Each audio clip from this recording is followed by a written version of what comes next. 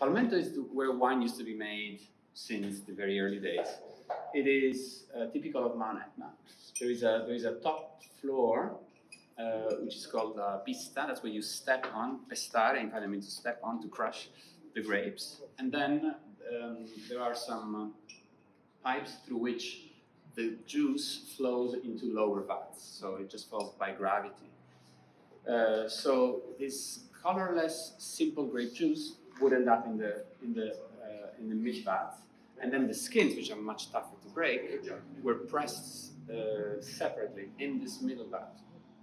And then the pressed skin juice, which would be richer, thicker, would flow into the lower vats. Fermentation would occur spontaneously with different degrees of success, depending on luck mostly, with no intervention whatsoever. And then when fermentation was over, because the sugar had been thoroughly processed, or because it was cold outside, the fermentation would just stop and have leftover sugar, which was a problem. The wine was sent next door through this pipe, and then as this colorless wine flew through the pipe, the enologist would decide how much color to add by kneeling here, collecting some of the darker juice and adding it to the wine. So you could make white wine, rosé, or red, depending on how much color you would add. We say there were different versions of bad wine because the mistake started in the vineyard.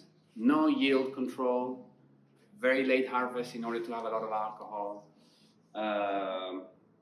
So no culture quality. The whole vineyard was replanted in the last several decades because back in the day, the yield, the way the vineyards were conceived, if there was any thinking behind it, was not in line with modern standards. So wine was made not for bottling purposes. It was considered an intermediate product which would be sold in bulk to somebody else who would then use it to blend with other wines.